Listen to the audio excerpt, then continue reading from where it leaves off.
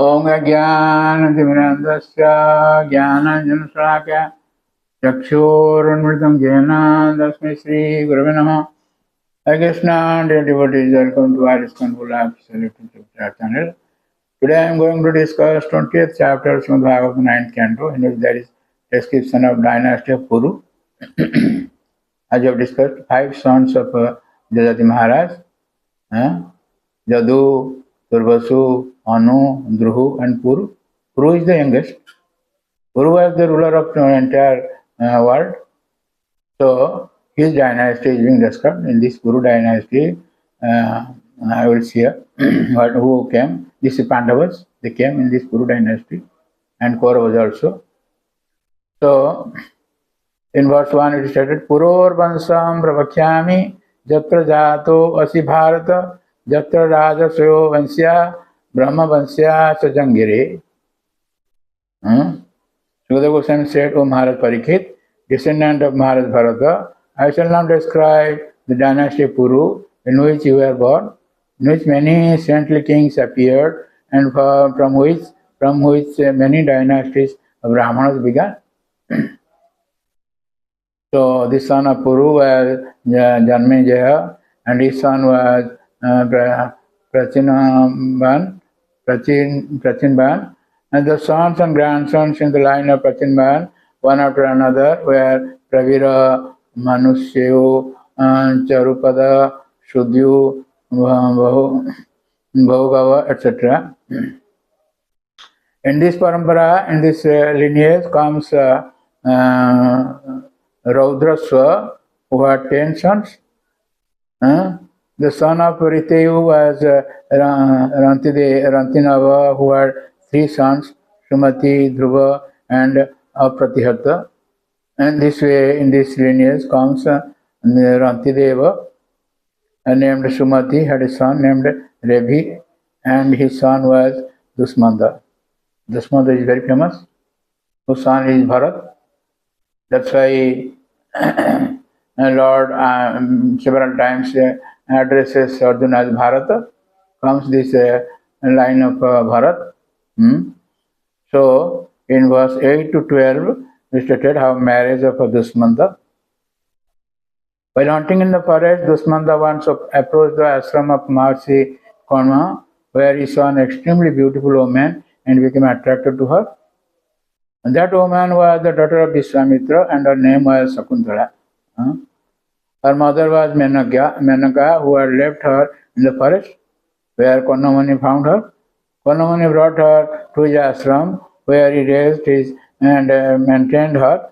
When Sakuntala accepted Maharaj Dusmanda as her husband, he married her according to the Gandharva Vidhi. Sakuntala later became pregnant by her husband, who left her in the ashram of Karnamani and returned to his kingdom. In due course of time, Sakuntala gave birth to a Vaishnava son, Bharat, Bharat's Vaishnava son.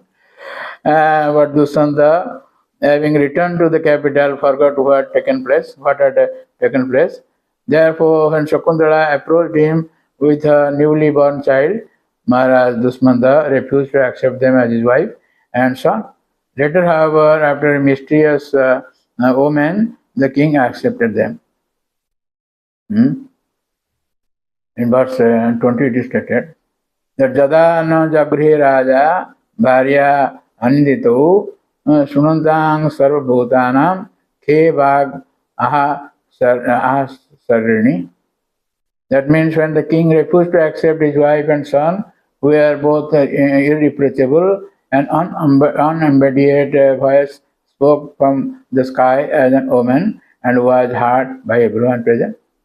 The purport of Maharaj says, Maharaj Dusmanda knew that Sakuntala and the boy were his own wife and son, but because they came from outside and were unknown to the citizens, he at first declined to accept them.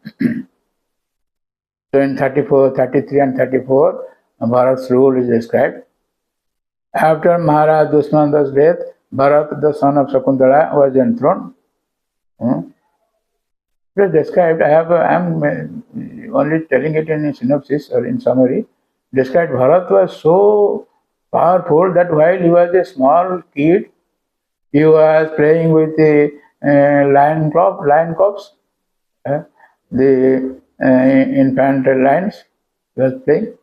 Such is the hero, Bharat. Sorry. So Maharaj Bharat, the son of Dusmanta, had the mark of Lord Krishna's disc on the palm of his right hand, and he had the mark of a lotus hole on the soles of his feet. By worshipping the Supreme Personality of Godhead with a grand ritualistic ceremony, he became the emperor and master of the entire world. This Bharat. So in verse 26 it is stated, he performed many great sacrifices in which he gave great riches and charity to the Brahmanas. In verse 29 it is stated, as one cannot approach the heavenly planet simply by the strength of his arms, one cannot imitate the wonderful activities of Maharaj Bharata. No one could perform such activities in the past, nor will anyone be able to do so in the future. The Bharata is so famous. That's why Lord Krishna several times addresses Arjuna as Bharata. Jada jada hi dharmasya glanir bhavati Bharata. Like that so many times. This Bharat. So 35 to 39, what happened to the lineage of Bharat? There is a son called Bharadwaja. His story is like this. O King Parikshit, Maharaj Bharata had 3 pleasing wives who were daughters of the king of Vidarbha. When all 3 of them bore children who didn't resemble the king, these wives thought that he would consider them unfaithful queens and reject them, and therefore they killed their own sons. See, this is our history. In 35 it is stated, the king, his attempt for progeny frustrated in this way, performed a sacrifice named Maruts Toma to get a son. The demigods known as Maruts, being fully satisfied with him, then presented him a son named Bharadwaja. That is our story also of Bharadwaja. In verse 36 it is stated, when the demigod named Brihaspati was attracted by his brother's wife Mamata, who at that time was pregnant, he desired to have sexual relationship with her. The son within her womb forbade this, but Brihaspati caused him and forcibly discharged semen into the womb of Mamata. So Brihaspati said to Mamata, you foolish woman, although this child was born from the wife of one man and through the semen of discharged by another, you should maintain him. Upon hearing this, Mamata replied, O Brihaspati, you maintain him. After speaking in this way, Brihaspati and Mamata both left. So the child was known as Bharadwaja. Those who can understand Sanskrit language, they will release it better. Bharadwaj.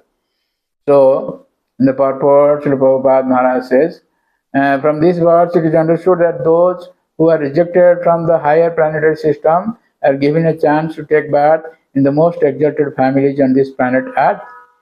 As the Lord says in Bhagavad Gita 6th chapter, Suchinang Simatang Gehe Yogavrashta Vijayate. In this way, thank you very much for listening to this lecture, and please don't forget to subscribe, share and like our channel and get the blessings of the Lord. Hare Krishna.